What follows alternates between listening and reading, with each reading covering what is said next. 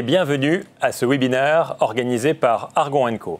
Ce webinaire s'adresse aux managers, aux directions fonctionnelles, aux directions générales qui cherchent à mobiliser la pleine puissance de l'IA.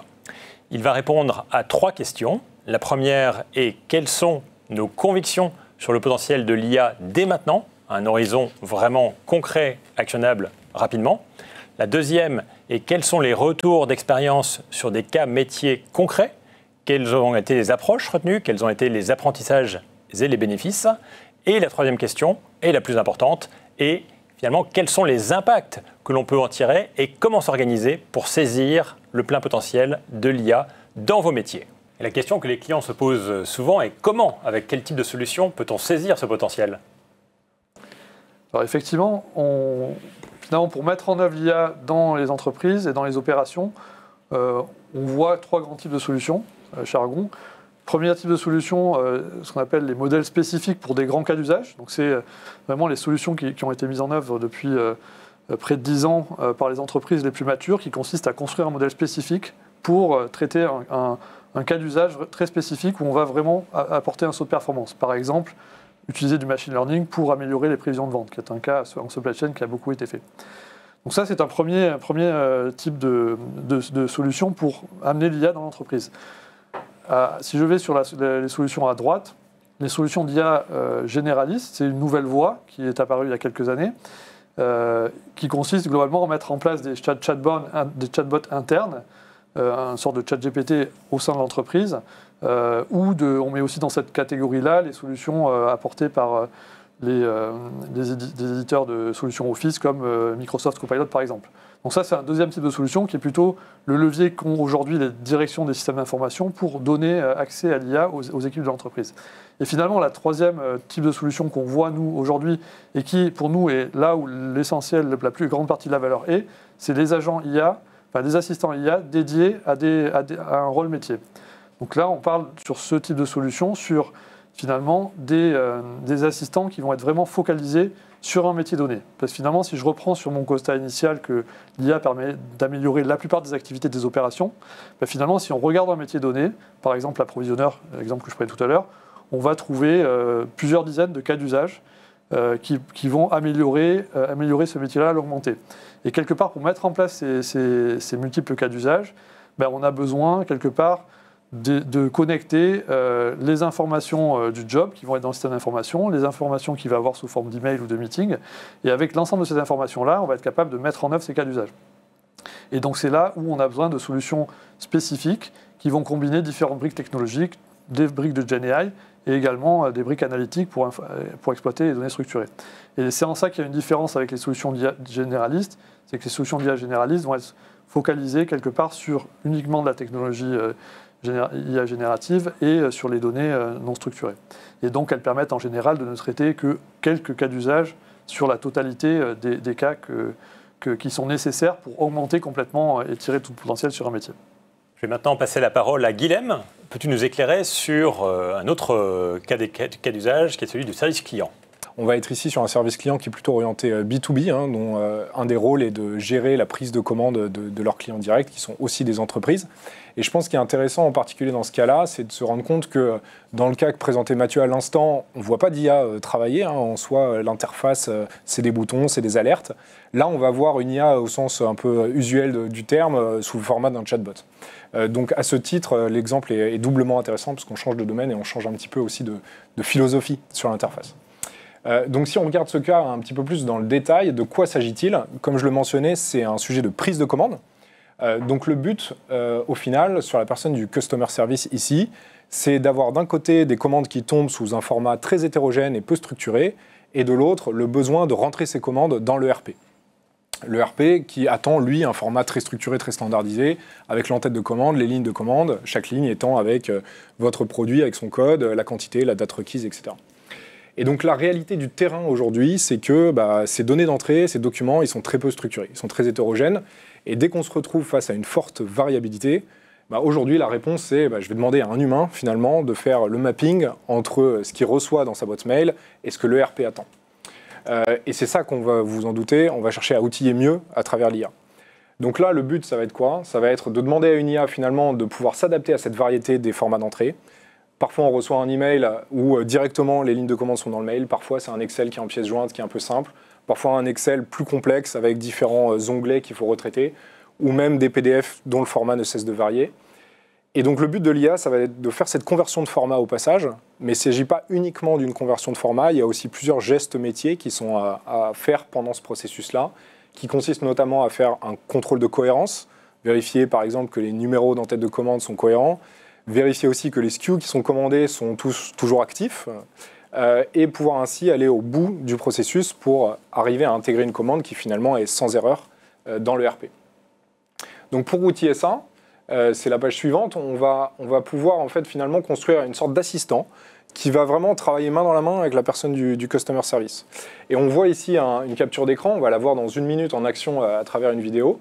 Mais le but de cet assistant, c'est vraiment à droite d'avoir finalement la donnée d'entrée, qu'est-ce qui a été reçu dans le mail, la pièce jointe, etc., qu'on a toujours en référence visuelle.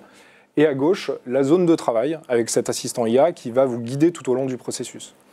Et pour être très clair, cette IA, elle est interne, elle n'est jamais montrée au client final. C'est vraiment un copilote, un assistant pour la personne du customer service qui reste complètement maître de ce qui se passe et de la communication externe. Et malgré tout, cette IA, elle est connectée à une base de données. En l'occurrence, elle est connectée à l'ERP, parce qu'il faut pouvoir récupérer les master data des produits, par exemple, mais aussi le portefeuille de commande, l'état des stocks, etc. Donc on va le voir tout de suite en action à travers une vidéo. On va suivre ensemble comme ça la vie d'une commande. Et vous allez voir, ça démarre de manière assez naturelle par un geste métier qui est « je récupère mon mail et je le charge dans l'application ». Donc par un geste très simple, c'est drag and drop, je vais charger soit la pièce jointe, soit le mail, et on va le voir tout de suite, c'est le preview dont je parlais. Et puis l'IA va se mettre au travail tout de suite. Première chose, c'est de détecter les incohérences. Là, il y en a une dans l'exemple qu'on voit, c'est pas le même numéro de purchase order entre le corps du mail et la pièce jointe. Et donc l'IA l'a détecté, demande clarification, propose un mail à envoyer au client pour clarifier quel est le bon numéro. Et on voit du coup ce côté un peu prise de décision par l'IA qui est en action. Toute la force de la solution, comme je le disais, c'est de pouvoir s'adapter à des formats d'entrée qui sont très variés. Donc on a vu un PDF un peu simple avant, on vient de voir un Excel. Ici, on va voir un exemple où il y a plusieurs PDF en pièces jointes qui ont chacun des formats similaires, mais qui sont finalement à éclater entre plusieurs commandes. Et c'est ça vraiment la richesse de cette solution, c'est de pouvoir s'adapter à ces différents formats d'entrée. Donc nulle part, il y a eu de code en dur pour dire voilà le format et ce que tu dois faire sur chaque format. Et puis le process continue. Le process, je le disais, il consiste à vérifier des choses, notamment vérifier qu'on est sur le bon client, qu'on est sur les bons SKU. Il y a toute une partie des mappings de SKU qui vont être faits automatiquement par l'IA, mais pas tous. Il peut y avoir des cas où l'IA n'est pas sûre du mapping, n'est pas sûre du SKU qui est commandé, et donc elle va demander confirmation à la personne qui est derrière l'écran. Donc on est à nouveau vraiment sur ce mode assistant, où il y a un seuil de confiance, on va dire, de l'IA, et en deçà duquel il va y avoir une interaction humaine. Et puis on continue la suite du processus. Ce qu'on voit là à l'écran, c'est que dans la suite de ce processus-là, c'est chez ce client-là, il y a notamment des étapes de contrôle de disponibilité de stock, on le voit là, avec un color coding en rouge quand le quota est dépassé ou que le stock n'est pas disponible. C'est très spécifique à ce client-là, mais là encore, ça se configure finalement en quelques prompts d'adapter ce type d'assistant à un process qui soit particulier. Et puis on va arriver comme ça aux dernières étapes du processus, à une synthèse de la commande, de la palettisation, de la conteneurisation qui vient avec, pour arriver, et c'est un peu le dernier geste, à ce téléchargement de fichiers de sortie, le CSV, qui finalement, on le voit là, est structuré, prêt à injecter dans le format qu'attend le RP. Donc ça, c'est l'entête de commande, et puis vous imaginez bien qu'il y a le même fichier sur les lignes de commande. Donc on vient de vivre ensemble le flux bout en bout de saisie de la commande, et on vient de se rendre compte de deux choses qui sont très intéressantes. C'est que d'une part, les formats d'entrée, on a vu, ils sont très hétérogènes, et d'autre part, le flux métier, même si dans l'idée générale, c'est toujours la même chose, on veut arriver au fichier de sortie, finalement, le chemin qu'on prend pour y aller n'est pas déterministe. Et finalement, c'est l'IA elle-même qui va un peu s'adapter à la situation, notamment dans le cas où il y a des erreurs, comme on l'a vu aujourd'hui. Donc le résultat de tout ça, il est en bas de l'écran ici sur cette slide, c'est que on gagne du temps, on gagne en efficience, c'est le but principal de ce type d'approche. En l'occurrence, sur ce processus-là, sur cet exemple-là, c'est 73% de temps. Et je suis sûr que parmi ceux qui nous écoutent, ce processus-là doit exister dans une certaine mesure. Ça peut exister aussi de l'autre côté, un côté approvisionneur. Mais effectivement, cette prise de commande, c'est quelque chose qu'on retrouve beaucoup chez nombre de nos clients, en particulier sur les flux B2B. Et au-delà de l'efficience, il y a d'autres bénéfices plus humains qui sont aussi de gagner en qualité de travail, puisqu'on fait moins d'allers-retours entre plein d'applicatifs, entre votre ERP, votre base mail, vos Excel, et on travaille finalement dans une seule interface, une seule application, ce qui permet d'avoir un cadre, on va dire, plus apaisé, digitalement parlant, de travail. Donc ça, c'est aussi un des bénéfices qui, je trouvais intéressant sur ce type de cas, et très complémentaire par rapport à ce que Mathieu nous montrait tout à l'heure. Merci pour ces éclairages sur le deuxième métier, le service client, après l'approvisionnement. Nous allons désormais passer au troisième temps qui est fort de ses convictions sur le potentiel, fort de ses retours d'expérience concrets qui montrent l'importance de traiter l'IA en partant de domaines métiers et non pas de cibles trop précises, trop réduites. Nous allons désormais partager nos convictions sur les facteurs de succès et les potentiels de l'IA. Pour cela, je me tourne à nouveau vers Mathieu, qui pilote notre approche de transformation et qui dispose d'une bonne expérience. Mathieu, quelles sont justement les convictions que tu as forgées sur la base de nos apprentissages ? Effectivement, la première conviction qu'on s'est forgée, c'est que les assistants IA aujourd'hui, c'est un gisement de productivité très fort et donc un levier de compétitivité puissant pour les entreprises. On a mis ici deux exemples d'analyse sur deux périmètres différents. Le premier, c'est à gauche, c'est un exemple d'un grand groupe sur sa fonction supply chain, un grand groupe qui fait 10 milliards d'euros de chiffre d'affaires. Donc on voit que finalement, et le deuxième exemple à droite, c'est une entreprise de taille intermédiaire dans la grande consommation qui fait 800 millions d'euros de chiffre d'affaires. Dans ces deux exemples, on voit que les impacts en termes d'efficacité sont très forts sur l'ensemble des métiers, souvent entre 20 et 40% selon les métiers. Alors bien sûr, ça varie d'un métier à l'autre et d'une entreprise à l'autre, même pour un même métier. Voilà, et jusqu'à des impacts même plus importants sur le customer service avec des exemples comme on a vu tout à l'heure. Donc tout ça pour dire que finalement, dans ces deux cas, on est sur un niveau d'impact en termes de gain d'efficience qui est très fort. Un peu plus de 30 millions d'euros dans le premier exemple, 7 millions d'euros dans le deuxième. Voilà, c'est un impact très fort. Et finalement, la conviction aussi, c'est qu'il y a plusieurs façons de faire levier de ce gisement de productivité.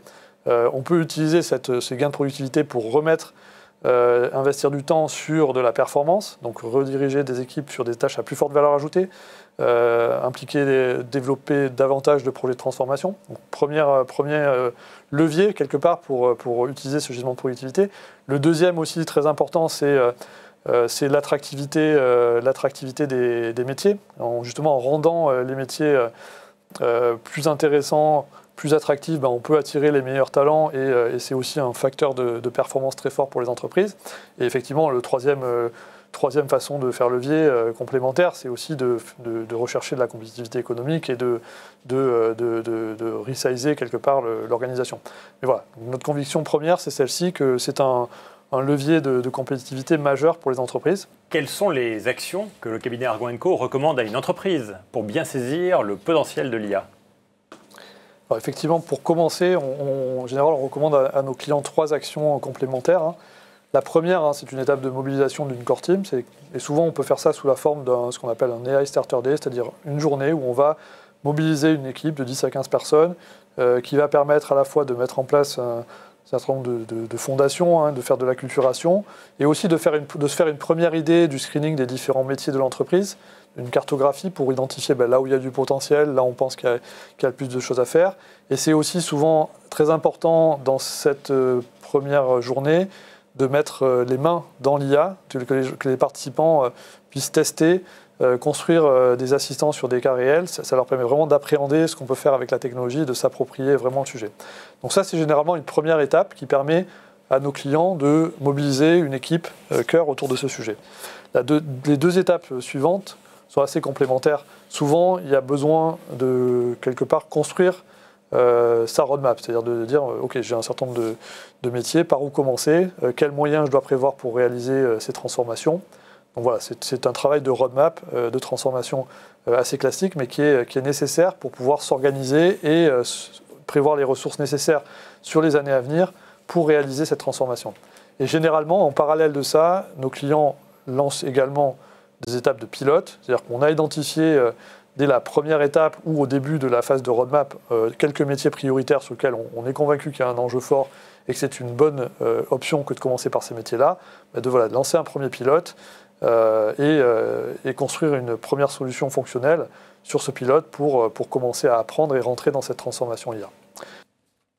Les intervenants de ce webinaire sont à votre disposition pour à la fois approfondir certains points partagés aujourd'hui et également pour vous aider à passer à l'action. Vous avez leurs coordonnées sur cet écran. Nous vous encourageons désormais à passer vite à l'action justement et nous vous souhaitons de bonnes expérimentations. Merci et à bientôt.